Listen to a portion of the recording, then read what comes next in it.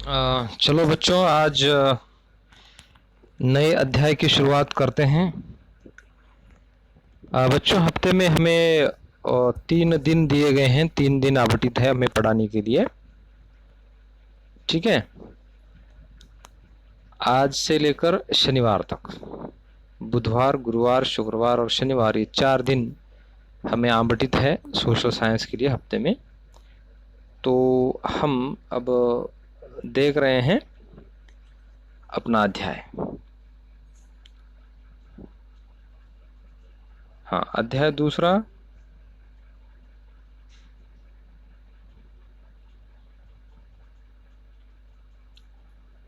नए राजा और उनके राज्य। इस पाठ में हम क्या क्या देखने वाले हैं? पाठ के प्रमुख अंश है, हम थोड़ा प्रस्तावना देखेंगे, फिर उसके पश्चात नए राजवंश का उदय कैसे हुआ वो देखेंगे।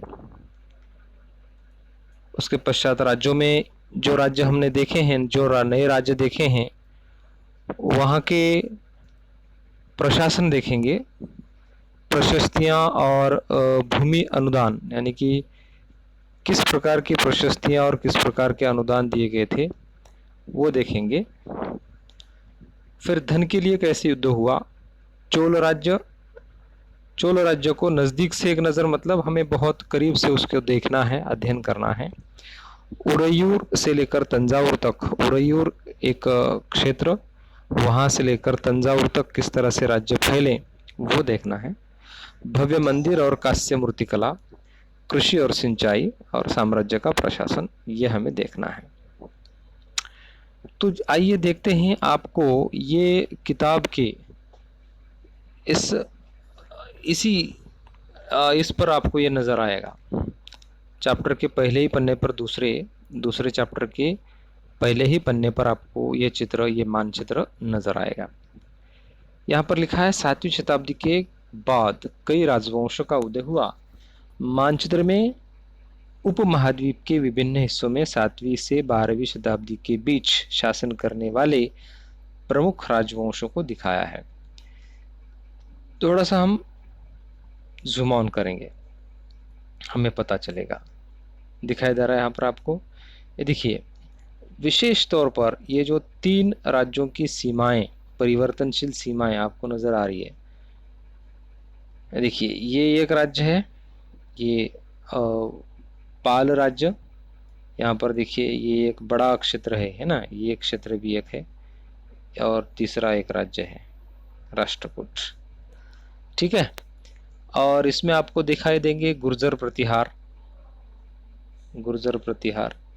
राष्ट्रकूट, पाल, देखिए पाल है, चोल थोड़ा सा और दक्षिण में हमें जाना पड़ेगा, यहाँ पर मैंने थोड़ा वो भी देखेंगे। देखिए, ये देखिए चोल, दक्षिण में चोल नजर आ रहा है। ऊपर में देखिए चाहमान, ये चाहमान यहाँ पर उत्तर में।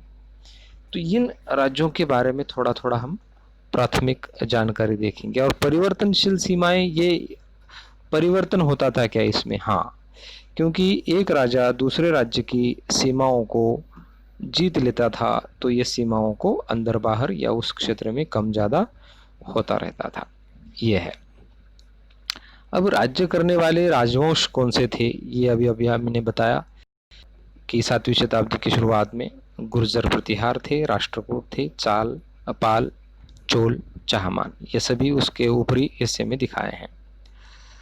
तो आइए आगे बढ़ते हैं कि नए राजवंशों का उदय हुआ कैसे। ये अगले पन्ने पर आपकी किताब में दिया है, मैंने आपको पॉइंट के तौर पर आपको इसको आप लिख सकते हैं, नोट्स के तौर पर इसको आप याद भी कर सकते हैं। 7वीं सदी आते आते उपमहाद्वीप के विभिन्न भागों में बड़े भूस्वामी और योद्धा सरदार अस्तित्व में आ चुके थे। सदी कौन सी है? 7वीं। देखिए, 7वीं सदी मतलब ईस्वी सन 601 से लेकर 700 तक, यह होती है 7वीं सदी। 601 से लेकर ईस्वी सन 700। ठीक है, तो बड़े भूस्वामी और योद्धा सरदार अस्तित्व में आ चुके थे। उपमहाद्वीप मतलब देखिए, उपमहाद्वीप किसको कहते हैं? ये जो हिस्सा है हमारे भारत का, जो दक्षिण वाला हिस्सा है, ये दक्षिण वाले हिस्से को उपमहाद्वीप कहते हैं, क्योंकि ये त्रिकोणाकार हिस्सा विशाल महासागर में प्रवेश कर चुका है, ऐसा दिखाई देता है, इसलिए इसको उपमहाद्वीप इस हिस्से को, यानी कि इसमें और भी दूसरे कई क्षेत्र है, जैसे म्यांमार है, जैसे बांग्लादेश है, पाकिस्तान का कुछ हिस्सा है, वो सब उपमहाद्वीप में आता है, लेकिन भारतीय उपमहाद्वीप ये, ठीक है। तो राजा लोग प्राय उन्हें मातहत या सामंत, किसे कहते थे मातहत या सामंत? बड़े भूस्वामी और योद्धा सरदार, इनको क्या कहा जाता था राजा के द्वारा? मातहत या सामंत, ठीक है। उनसे उम्मीद क्या थी कि वो क्या काम करना चाहिए, तो ये पॉइंट्स जो है नीचे में दिया, उनसे उम्मीद की जाती थी। नंबर 1, राजा या स्वामी के लिए देखिए क्या करेंगे, नंबर 1 ये, दिस इज नंबर 1, राजा या स्वामी के लिए उपहार लाएं। नंबर 2 ये कि वो दरबार में हाजिरी लगाएं राजा के। और नंबर 3 कि जब कभी उन्हें मतलब राजाओं को सैन्य की जरूरत पड़ती है तो सैन्य सहायता करे। ये 3 काम ये सामंतों को करने पड़ते थे। अधिक सत्ता और संपदा हासिल करने पर सामान अपने आप को महासामंत, महामंडलेश्वर, पूरे मंडल का महान स्वामी, देखिए महामंडलेश्वर यानी कि पूरे मंडल का महान स्वामी इत्यादि घोषित करते थे। मतलब ये उपाधियां हैं, अपने आप को ये उपाधियां लेते थे कि किसी ने मानो बहुत बड़ा काम किया। अभी देखिए जो महापराक्रम करता है युद्ध में, या दूसरे राजा की बहुत सारी संपदा हासिल कर, संपदा मतलब संपत्ति, घोड़े, जवाहिरात, बहुत सारा धन इकट्ठा कर लेते हैं, तो अपने आप को ऐसे वो घोषित करते थे। कभी कभी वे अपने स्वामी के अधिपत्य से, देखिए स्वामी मतलब कौन है? राजा। देखिए ये बड़े भूस्वामी, योद्धा, सरदार, इनके ऊपर है राजा, ठीक है। हम क्या देख रहे हैं? नए राज्य कैसे उत्पन्न हुए, इस राजा के अधीन ये काम करने वाले हैं भूस्वामी और योद्धा, सरदार। तो सबसे बड़ा कौन है? राजा है। लेकिन राजा के अंतर्गत होते हुए भी ये मातहत या सामंत इतना बड़ा काम कर जाते थे कि कभी कभी राजा के सर पर भी बैठ जाते थे। अब देखिए राजा के सर पर बैठना मतलब राजा से भी बड़ा काम। राजा क्यों कहते हैं उसे? क्योंकि वो पराक्रम उनका बड़ा रहता है, धन दौलत उनके पास बड़ी होती है।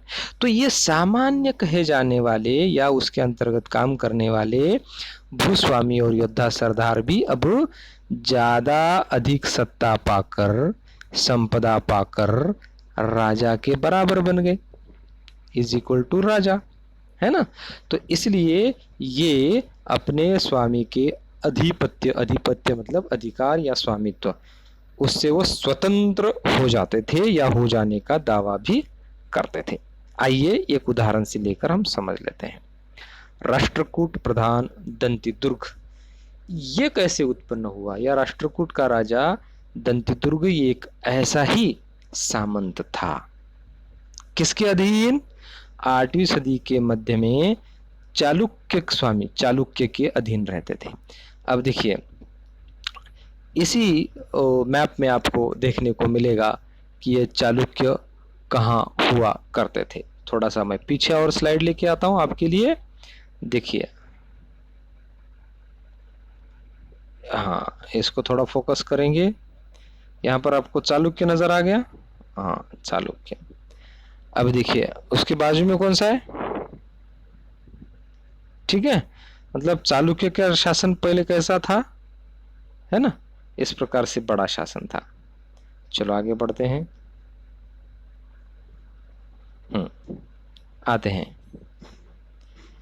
इस तरह का एक उदाहरण दक्कन में राष्ट्रकूटों का था। शुरुआत में वे कर्नाटक के चालुक्य राजाओं के अधीनस्थ थे, अभी मैंने आपको दिखाया। 8वीं सदी के मध्य में एक राष्ट्रकूट प्रधान दंती दुर्ग ने अपने चालुक्य स्वामी की अधीनता से इनकार कर दिया, उसे हराया और हिरण्यगर्भ, शाब्दिक अर्थ से इसका अर्थ होता है सोने का गर्भ। सोने का गर्भ, सोना कैसा होता है? How is the gold? Gold is the purest metal used to make ornaments, isn't it? तो ये प्योर है। तो हिरण्यगर्भ मतलब क्या है? जो सोने का गर्भ है नामक एक अनुष्ठान किया। इस अनुष्ठान करने का उद्देश्य क्या था और अनुष्ठान का करना क्यों जरूरी था, इसको समझ लेते हैं। जब ये अनुष्ठान किसके द्वारा किया जाता है? उस वक्त समाज में मान्यता कि धर्म के प्रमुख ब्राह्मण, उनसे संपन्न किया जाता था। तो मान्यता ये थी कि इससे योजक, योजक मतलब करने वाला या याजक, इससे याजक जन्मता क्षत्रिय नहीं है। देखिए, राजा को ही राजा बनने का अधिकार सिर्फ उसे था जो क्षत्रिय होता था। अब अगर मानो वो क्षत्रिय नहीं है लेकिन राजा होने का दावा करता है, तो ऐसे याजक को या ऐसे सरदार को क्या करना पड़ता था? हिरण्यगर्भ नामक अनुष्ठान, अनुष्ठान मतलब यज्ञ, यज्ञ करना पड़ता था। तो ये क्षत्रिय ना होते हुए भी क्षत्रिय के रूप में दोबारा क्षत्रियत्व प्राप्त कर सकता था या कर लेगा। समझ में आ गया?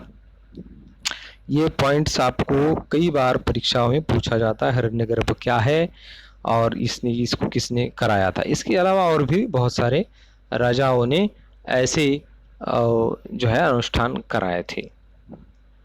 ठीक है, अब राष्ट्रकूट काल की कुछ कृति यहाँ पर दी गई है, आपकी किताब में है ये।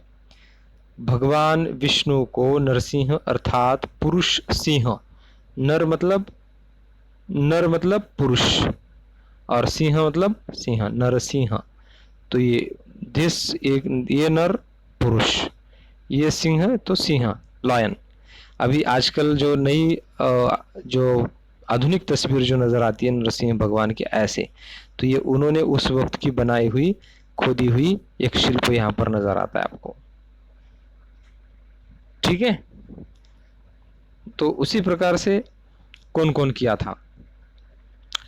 कदम्ब, मयूर शर्मन और गुर्जर प्रतिहार हरिश्चंद्र का उदय इस समय में जो हुआ था, ये आपको किताब में ही दिया है, उसी में से हम आपको सहज और सरल करके यहाँ पर बता रहे हैं। तो किताब को भी बाद में पढ़ लेना है, और जो चित्र दिए जाते हैं, स्रोत दिए जाते हैं, कुछ विचारशील प्रश्न दिए जाते हैं, उनको भी पढ़ना है बच्चों।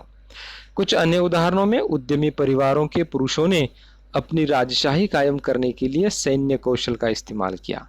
तो मिसाल के तौर पर यहाँ पर है कदम्ब वंशीय मयूर शर्मन और गुर्जर प्रतिहार हरिश्चंद्र, ये ब्राह्मण थे।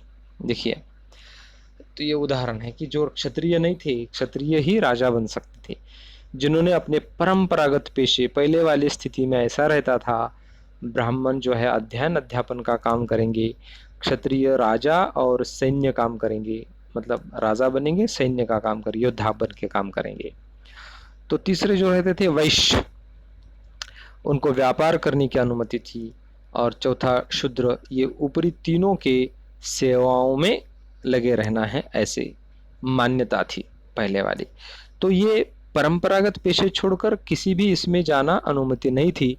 लेकिन मध्ययुग की ये विशेषता है, प्राचीन युग से जब मध्ययुग आ गया तो उस समय में ये बदलाव दिखाई देते हैं कि लोग जो है अपना पारंपरिक पेशा छोड़कर किसी और पेशे में जा सकते थे, और क्रमशः कर्नाटक और राजस्थान में अपने राज्य सफलतापूर्वक स्थापित किए।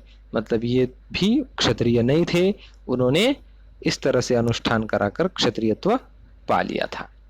तो बच्चों, यहाँ पर हम रुक जाते हैं, आज के लिए इतना काफ़ी है।